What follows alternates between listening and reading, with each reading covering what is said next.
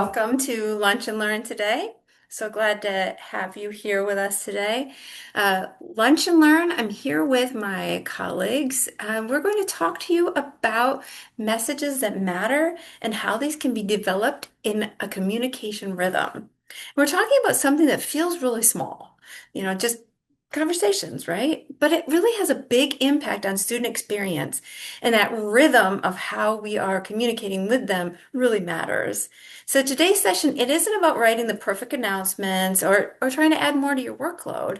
It's about creating a predictable, supportive pattern of communication. We want to help students know what to expect, and we want to help reduce that confusion when they keep asking, they keep sending emails, they keep sending questions. And by the end of this session, you'll walk away with a clearer sense of how weekly messages, and when those are paired with some timely check-ins, can support your presence in the classroom and really help to support your students. We're going to identify what communication rhythm means, distinguish scheduled versus responsive messaging, and apply those strategies to some weekly announcements. Talk about how you could apply them.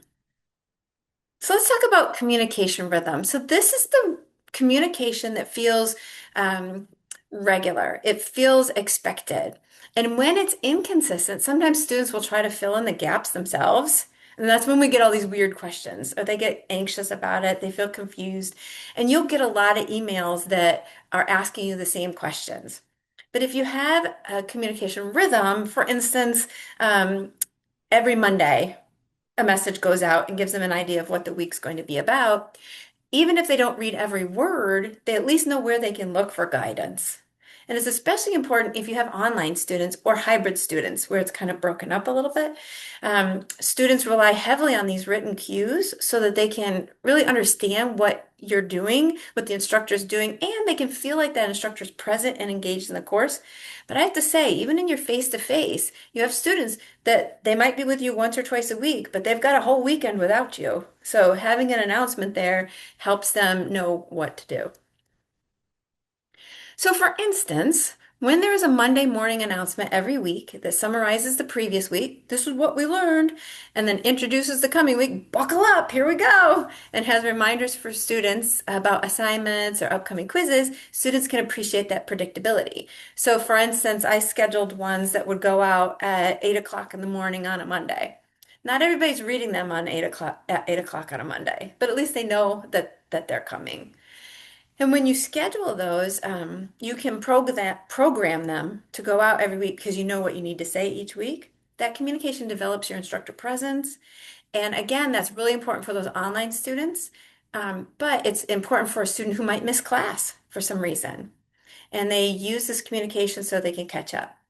And they provide not only the clarity of the content, but they also can help with the schedule, and it shows your students that you care for them.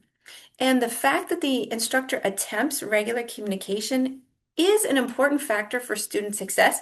There's lots of research that shows that students really do rely on their instructors and they want to build that relationship with their instructors. So little ways you can add to your instructor presence are really important, even in your online courses. Again, I'm sorry, even in your face-to-face courses, to have these available for students is really helpful. So let's talk for just a moment about regular and substantive messages. So this is RSI. Sometimes we've heard those. Um, but really what it is that your scheduled messages, those are the regular ones. Those are the ones we talked about, go out every Monday morning. You have it planned. And they occur on that predictable schedule. They talk about the weekly priorities or expectations, and it helps students with some confusion. And we know that it doesn't fix everything because not everybody reads it, and you will still get the occasional email. So please don't hear this as the panacea, it fixes everything, but it can help a lot of your students. But we don't want to forget those substantive messages too, that maybe really address specific student questions or performance patterns that we're seeing in that class with that particular cohort or group of students. Because so sometimes we'll have these ones that we schedule, but we'll also need to have some messages that talk to those students because we're noticing that, last semester these students, they really got it. They really knew what to do. But this semester, they need just a little bit more help with this concept. So then we make sure we add that. Um, we want to give feedback, clarification, encouragement, and support the learning at the moment that it matters. And when we're developing this curriculum, or I'm sorry, this communication rhythm, it matters more that we have this rhythm going for students than it matters how long they are. Although I have to admit, some of my Monday messages would get lengthy because I had a lot to tell them. But we'll talk about how you organize that to help them or how polished it is. Students are interested in this communication. We want it to be clear, but it doesn't have to look like it was created in some graphic design course, unless that's what you're doing. Well, then, of course, you know. But That's what I do. yeah. So yours might look a little different. I don't know. We can talk about that too, Olivia. But if you think about it, what is an example of a substantive message that you've supplied for your students? So what's a time that you've kind of jumped in there and given them that support? And it can be face to face too, because that's one of the things that our colleagues, when I was practicing for this, that we talked about is that in face-to-face courses, you often say, "Hey, I noticed how y'all were doing on this quiz. Here's some support. Let's look at this objective just a little more closely." So how can you even help transition that from your face-to-face into some of this digital support? I guess sometimes I'm just going to do this because typing takes me too long. Um, the uh, Giving them kind of the assignments that are coming up. I do that a lot verbally because I meet twice a week, so I see them a lot. But maybe that's something I could regularly put into announcements like, hey, this is what this week is covering. And then maybe that's something I don't need to cover in person as much. That's fabulous. And that's definitely a part of that regular communication too. Yeah, excellent. What were you going to say, Christina? I also think of those moments of, hey, three people have emailed me asking how do I submit XYZ assignment. Just to remind you, there's video directions here, or, I clarify, I embed it in the announcement or something like that, to try and address those frequently asked questions that we might not have expected to be frequently asked. Excellent, excellent. And then even sometimes on your quizzes, if you've given a quiz to your students and you notice that everyone missed question five or, three-quarters of the class, if it's only two people, I probably wouldn't spend the time with the whole group. I would do it more for just those two people. But if I have a course where I have, my 25 normally and three-quarters of them missed a particular item, I'll spend some time with them and talk to them to the class substantively. Oh, here's what that concept was, and here's some information about how you can do it, and here's a couple of other videos you can watch, something like that. Excellent. And your weekly announcement, it's the anchor in your course. So it's what's happening this week. It's how they focus their attention, and it helps them know where they should prioritize. Now, to really give you an idea of the anatomy of this effective weekly message, I have to say I got a little bit inspired by the term anatomy, and I decided to create these silly little graphics. And I did it in Canva, actually. And I told them, I said, well, it's anatomy. So, we're thinking about bones and muscle and all that other stuff. So these are skeletons. You need to have a warm opening when you do it. Hello, students. I mean, whatever, if you say, hey, people, whatever is your warm opening, 2 to 3 clear priorities of what you're trying to do, and then a friendly close. So you'll see that we have our little skeleton in the parka so he can stay warm. Clear priorities, he has his glasses so he can check the checklist. And then our skeleton is waving goodbye. So hopefully these silly little images can help you remember these things. But it's also the way that me, as I guess you can call me the instructor today, right? I'm building my instructor presence with you because I'm showing you a little bit of my sense of humor and I'm giving you some thoughts about how, and I'm trying to give you these ways that you can remember these things. And it gives you just a little bit more information about me. So that's the other reason I was pointing that out. And it's a fun way to use AI in Canva to tell it I want a skeleton that is wearing a parka. And then next, we're going to, this is kind of quiz time, but not really, not high stakes quiz. We're going to examine the next examples of announcements and determine the strengths and weaknesses. So here's a sample announcement, and I'll go ahead and read it because it's a little bit small, but I tried to make it as large as I could. This week is crazy busy. Remember, we have the assignment due Wednesday on chapter 6, and the discussion post for chapter 5 is late for some people. Also, check the quiz because I might have updated some questions. Oh, there's a new resource in the readings folder, but I'm not sure if everyone saw it yet. Oh, and don't forget about the group project. Some teams need to submit their peer evaluation. Make sure you're keeping up with everything because next week we start something new. Thanks, Professor Smith. So, what are the strengths or weaknesses of this announcement? I already feel overwhelmed with that. Okay. So, and what made you feel overwhelmed? Can you put your finger on anything? It felt chaotic, just Okay. like this and this and this. Oh, and don't forget this and also this. Excellent, Just a excellent. little. If it was in a list form, it'd be a lot, but it'd be able to read like to do Okay. versus so many words and obviously like the kind of some of those articles like also, oh, and make sure and yeah. Olivia, I love that you are solutions minded. You see this, you don't just point out what's wrong with it. You say, okay, and this is how you make it better. I like Mhm. that. I like that a lot. Did you want to add anything, Christina? Oh yeah, I was just gonna say that, and I think I said it before, it's formatted in a way that makes you immediately forget it. Like if you wanted Mhm. someone to not remember anything you said, you would write it like this. That's great. And then one of my colleagues, she had even pointed out, she said, you want to focus on some positivity. So here it's talking about how it says that your discussion post is late for some people. Instead, she Mhm. thought, well, maybe instead we focus on po positivity. Great job to those who have finished. Remember, you have till Wednesday if you haven't done it yet. And maybe that puts in a little bit of mild social pressure. Say, oh, Mhm. we've got some people who did do this, but Mhm. it doesn't put it out there in a strange way. And the first sentence, this week is crazy busy. It depends on the teacher's personality. Maybe that's Mhm. totally the personality, but you don't want to force that personality either. Hey, everybody, how you doing? Things like that. I admit I like to use exclamation points, but I know some people don't. So you can decide where it fits too. And another colleague, she said this one, it feels a little bit like word vomit, which I thought was an interesting term. But maybe if I remember that, it helps me think about how I want to organize it better. I And think a lit also with like the this is crazy busy and then all the other things and then ending it with make sure you keep up with everything because after this we're moving on. None of it's gonna matter or something Yeah, like that. exactly. I love that. And I love that you had suggested, hey, we could make it more orderly, maybe with some lists, because here's a second idea. And do we see strengths or weaknesses with this one then? Because we have here's what's happening this week, chapter 6 assignment, due Wednesday, 11:59. Focus on the key concepts. Discussion post chapter 5, wrap up discussion closes Thursday. Respond to your two peers. Group project, peer evaluations. And then we have a tip, review the new resource in the readings folder for extra practice.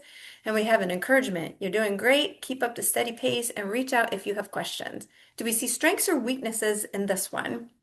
I think it organizes everything very well. They see a one, two, and a three rather than just like a paragraph. And I'm guilty of that with emails. I'll email the new faculty and it's like ugh, a word salad, you know? Oh, I like that word salad. It's a little bit less than the other term we used. I like that it kind of goes into okay, here's chapter assignments, discussion post, group project, peer evaluation. So it kind of categorizes it a little bit. Um, yeah, groups them together instead of tosses them around. Terrific, terrific. And Christina, when we were going over this, you had made a comment about the end.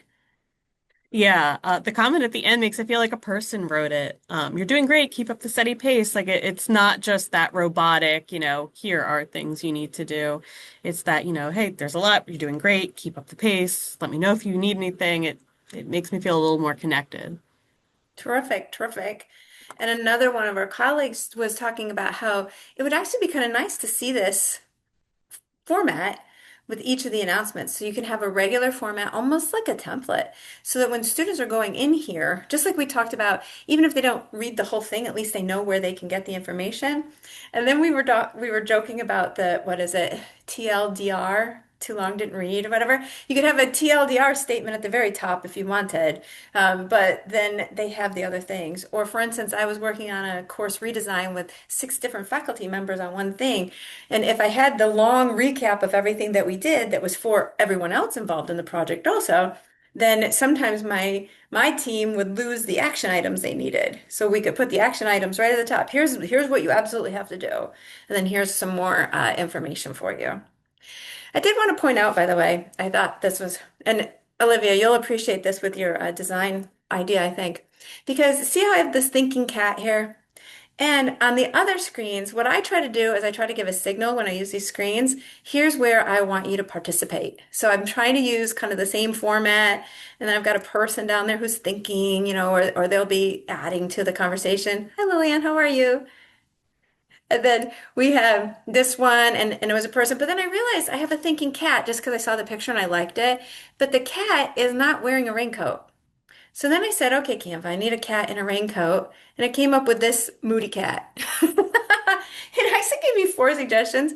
But again, the reason I'm including this also is I'm letting you know a little bit about my sense of humor. I'm creating my presence in our environment, and I'm helping you feel like you get to know me just a little bit more. And choosing kind of, appropriate ways to do it too. I'm not, telling, sometimes humor's hard because not everybody thinks everything's funny. But certain things like this, this is definitely a cat who is thinking in the rain. And it makes me giggle every time that I I think love about it. that the cat's ears are outside of the hood. Yes. Defeats the And he has purpose a of not tail. getting wet. Yeah. He just got a tail. Yeah. I mean, I just thought this is, and I just really liked it. So I thought, well, okay, well, at least now we have a cat in a raincoat. And we did talk about the announcement that was chaotic. We talked to the one that was a little bit more organized, and we could definitely program this, couldn't we? We could program this for our weekly announcement. But I wanted to add just a conversation a little bit about the substantiveness because we talked about having ones that are meaningful too. So we could have those scheduled, but then we could go in and we could edit as we needed, or we could send the substance as like a Tuesday or Wednesday message, wherever it was most appropriate. But I kind of want you to notice that there's a focus topic in this one. And it says many students find it challenging to distinguish between narcissistic and antisocial personality disorders.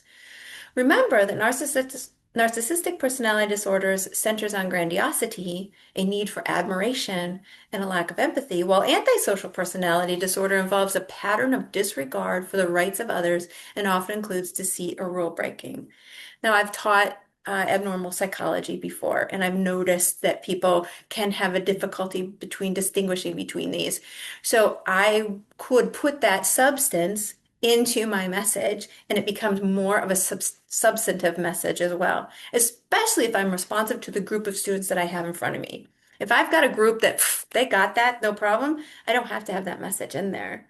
But it's a way that I can also, so not just be regular about it, but to be responsive to the students that I have right here. And one of my colleagues, she had said, yeah, I know. And the problem is we looked at it and we're like, oh, it's long. You're trying to make it fit on the page, getting them to read it. But again, if we had kind of that template design that we followed, at least students would know where to go for the information. And that's what I tried to do with my announcements. I'd have those headings in there that show, different colors or different bold faces, but I use the headings that are in Brightspace because then it's accessible. And if they have a screen reader, it knows where that information is. But those are some things that you could try. And then we also talked about the TLDR here that you could, if it's a long message, you could do a too long, didn't read, kind of thing. Pauline, did you want to add anything to it? No, I was just agreeing with you with going over these. I think previously it was just having so much in one and then really kind of tailoring it and making it more organized for the student to be able to highlight. And like you mentioned, template, when they get used to it, they know where to go, they know what to expect, and it really helps out the students. I know I've been in some classes where from going from different instructors, it's not the same. So this really does help the student side. Excellent, excellent. And you make a good point too. We're not necessarily, this is not necessarily saying that every instructor has to have the same format to across them. So Olivia's and Lillian's do not have to match their format of it. But if you as the instructor develop a consistent format for your students will get to know that format and will be supportive of them. So we're not trying to take away creativity here. We're not trying to take away your voice because your voice is so important as the instructor. And you are the key to that environment in the class. So, but recognizing, oh, okay, well, I'll put a template, meaning that each time you create an announcement, you have kind of the same type of information. Here's the recap of last week. Here's the notice of what's coming up this week. Here's the schedule. Here's a little tip, something like that. Then students get to know how they can predict what you're going to be able to offer them. So now you want to think about showing up at the right moment. So we just talked a lot about scheduled, predictable, planned communication. Now we want to think about when we can be responsive in a timely or situational setting. So especially our high stakes weeks would be important about this, sending that extra messaging. And I have to say, the first week is high stakes, even if sometimes we think, oh, we're just talking about the agenda, we're just going to talk about the book. My class was 7 weeks, so we talked about content too. Boom, right away. But that first week is high stakes for in a lot of other emotional kinds of reasons too. You have students, they might be new to the college. They're definitely new to your course. They have a little bit of anxiety. I don't know how this class is going to go. I don't know how I'm going to perform. I don't know how I'm going to be able to learn everything. First week is high stakes. So that's another time to not just have the Monday announcement, but maybe the Wednesday announcement also, just to give them just a little bit more. Of course, major exams or projects, if there's midterm check-ins. Okay, what am I doing as an instructor that helps you? What can I do to support you more? Those are good questions that you can ask them in the check-ins. Take some bravery to do that, right? To ask, but if you can do that, it helps them a lot. And then, of course, the end of term wrap up. So thinking about this, announcements, it might feel like it's micromanagement because Olivia was talking about sending out those messages. Bring your cameras, make sure you do this, make sure you do that. But let's try to change our minds about it and feel like it's supportive nudges. Um, for instance, my 20-year-old son had a dentist appointment, and I sent him a message. I had a dentist appointment yesterday. I said, I'm at the dentist. You have an appointment tomorrow? Question mark. It wasn't like, don't forget, you have a blah blah. And he goes, yep. So that way, even if it was just the nudge that he needed, or maybe not, it just was some way I don't know, trying to be supportive but not overbearing. And I think maybe that's how we think about this.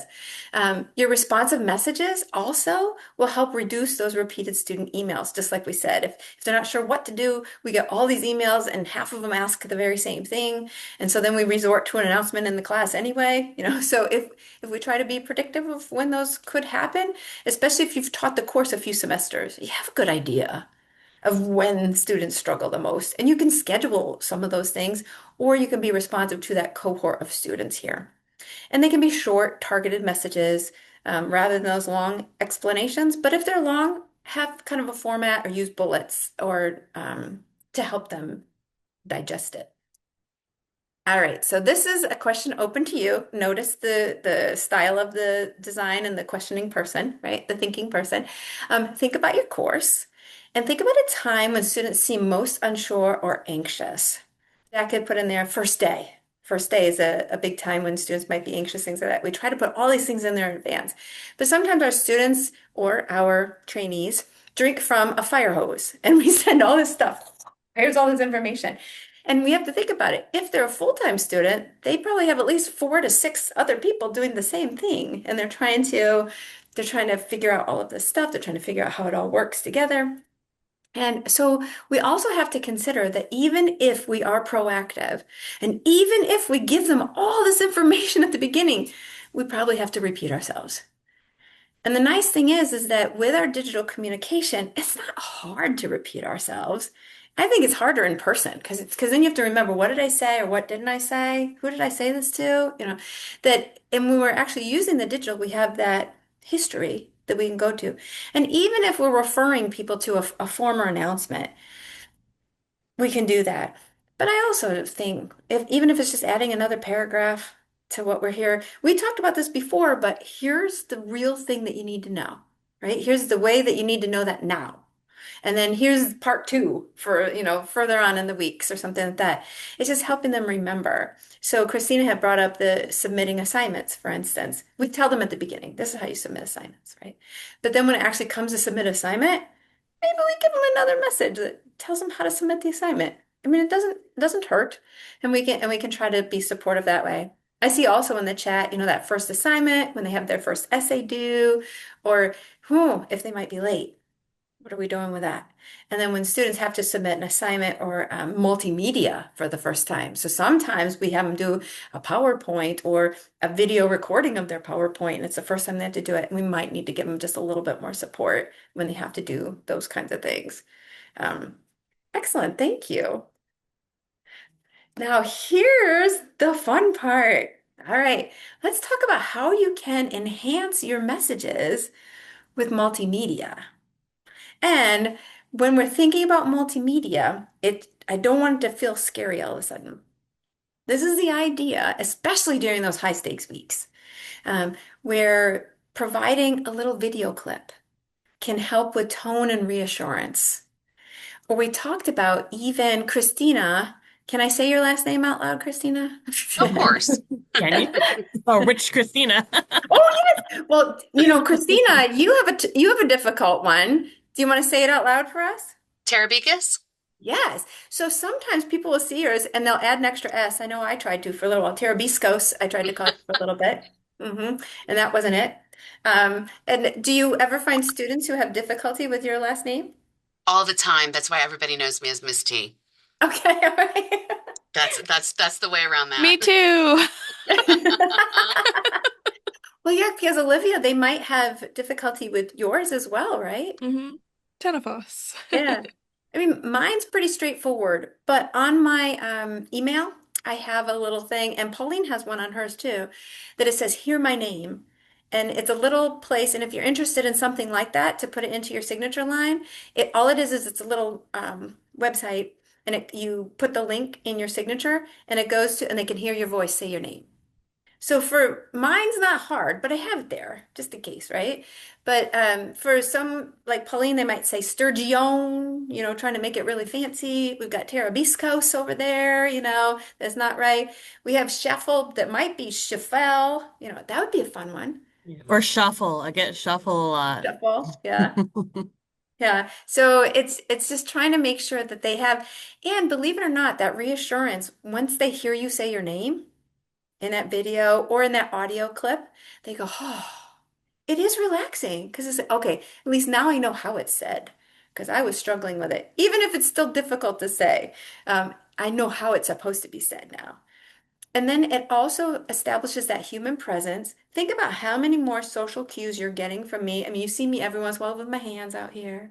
You see me smiling. You get additional social cues where sometimes, for instance, if you're teaching a course that has an essay in it, if you don't have any video attached to it, then some students, if their experience before they got to you, whenever they wrote an essay, was red pen all over the whole thing and nothing's right and all these problems with it, but if you are correcting their assignment and you give them a little video on these high-staked ones, and you tell them a couple of things that they need to fix, then they can actually see that you care. That you're not just, oh, this is bad, this is awful. You can say, oh, well, this is how you can make this stronger, or this is how you can improve this part, or wow, I really like what you did here because providing those bullets on that slide made it so much less wordy. Things like that, that you can give them some real specific things and they can start to hear the care in your voice. And it's that clarification of expectations too. I think for many of us, a video is a little bit easier sometimes than just reading everything. Or an audio, availability of audio, because then our students that they have lives outside of college, right? Maybe they're washing dishes or cooking dinner, and they can still at least listen to the messages. So those are some things to be able to consider when you're thinking about this multimedia. But again, we don't want to be scary. So we want to talk about low lift multimedia options. The one where I talked about grading the paper is a little bit higher lift, right? Because it's a little bit longer, a little more involved. But you can have just a short video or an audio clip. One time I had put out there to my class, oh, I noticed that, the discussion board is getting a little bit hard for people to reply, and you've got 2 days to reply, come on in. And they did it. So I thought, oh my gosh, that's amazing because I had sent out that announcement. I had sent out in writing, and they all did it. 100% participation. So I sent them a video and I told them, thank you so much for being so responsive. Here was the call to action, and you replied. And I wanted to give them that video so they could see that it wasn't just thank you, call to action, and you replied with no emphasis in it or no emotion in it. I wanted them to see how much I really did. I mean, truthfully, 100% participation, you go, oh, and you throw a party, there's confetti and balloons and stuff, right? So, I mean, whew. So I wanted to make sure they knew how much I appreciated it. You can have an annotated screenshot. These are screenshots you can take of your computer screen, and then you can draw on it. And if you're not sure how to do that, reach out to us and we will help you be able to do that. But you can do annotated screenshots where here's the example of what you need to do, and then your students, when they can actually see it, it can help many of your students. Again, I'm not talking panaceas here. It doesn't help everybody, but it will help many more of your students. Or maybe a simple graphic, a flow chart that shows them how the direction of how they would complete the task. Lillian probably has a lot of that in her training, a flow chart that shows you this step, then this step, then this step. Olivia's might be branching. Well, if you do this, then you can try these two options, so you might have two options. It's those kinds of things. And this helps you when you provide these low lift multimedia options, you move from being faceless, this faceless grader who's there, especially in your online courses, right? And your voice, if you can provide your voice with those little audio clip, that's still better than nothing. So if you're uncomfortable with being on camera, it's okay. But if you at least add your voice, it still adds a lot to it. But remember, when you're doing these videos or these audio clips, you do want to provide captions. So that way it's accessible to all of your students. And a lot of programs where you record yourself will just auto caption it for you. And you can double check them, make sure it spells the industry words correct, make sure everything's right. You do want to take that moment just to double check it, to make sure that it is presenting everything the way that you want it to be presented and that it's accurate. I used to do lunch and learn with a partner, Carrie Ann, and the transcripts. We would say her name throughout the 40-minute session or 50-minute session, and her name was spelled 7 different ways. So going in and correcting it just to make sure that the person who was interacting with a screen reader or with a transcript knew that it was the same person. It wasn't Carrie Ann and then Carrie Ann and then Care and then Ian. It was really interesting what it came up with. But you can imagine it can do that to industry words as well. So those are the things to think about. All right. So to ask you, out of those examples of video, audio, or a visual like a graphic, what type of multimedia feels the most realistic for you to try? And you, Visual, I oh, think. go ahead. Visual. Talk about that, Mhm. Olivia. What do you mean? I think doing some kind of visual graphics using, I mean, I use a lot of visuals in my presentations to begin with, but in my announcements just to help maybe certain things stand out for organizing information, like listing kind of with the announcements, maybe a banner, customizing banners. Um, yeah, just kind of coming up with some different visual and colorful ways to help people read through the information I'm sending. Fabulous, fabulous. Thank you. Any other thoughts? And Kim, what we were just talking about was adding multimedia to our announcements and doing it especially at high stakes times. It's not every announcement that you need to put a video in or anything like that, although some people do that. But if we think about switching it up for student attention anyway, if you have a video every time, that's going to get boring too. So if you kind of mix it up with words, with graphics, with videos, then that way you can help be more likely to keep your students' attention. All right. Anything from you, Christina, Miss T? I do a whole I don't know. I'm trying something different this semester, and I got away from doing videos, but I'm thinking I might be doing videos again, especially because I'm teaching a class that has a support section, and I'm thinking like going between the two courses is going to be a little bit more difficult for them. So this time around, I'm going to be doing video announcements, instead of just the written ones. So we'll see. Fabulous, fabulous. Excellent. So if we think about building your own rhythm, so we're thinking about that communication rhythm of deciding which ones you have that are scheduled, which messages you have that are scheduled that might go out every Monday. Every Monday at 8 in the morning, I've scheduled it in the system. And again, if you're not sure how to do that in Brightspace, come next week. We're going to be showing you that, and or reach out to CCIT and we can definitely support you with that. Um, and then I often did a Wednesday or a Thursday that would be my substantive message. So I had discussion boards in my online courses. So around about Wednesday or Thursday, I would say, hey, I'm seeing this great work from individuals. Go check out Olivia's posting. She had some really brilliant thinking there. Go check it out, right?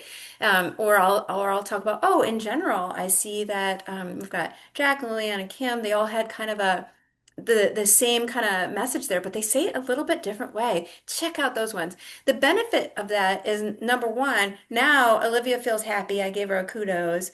And Jack, Lillian, and Kim, I gave them kudos too. They feel like they have this better connection to me, right? So I'm building my instructor presence that way. It also tells the other students, oh, that she's really paying attention. She's engaged in this class. She's paying attention to what's going on in the class. And it increases the likelihood, I'm not talking panaceas, and it will make sure it happens, but increases the likelihood that your students will then go engage with the discussion board for a couple of reasons. One, I want to hear you say my name. I want to hear you say that I did something well. So I'm probably going to do a little bit better on my discussion board post too, because I see that you're paying attention and you're pointing stars out.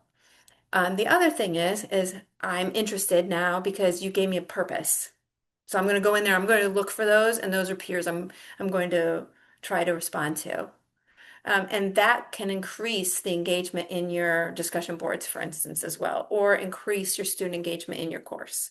So there are a few reasons. I'm a psychology person, so there are a few reasons for these things beyond just making those announcements.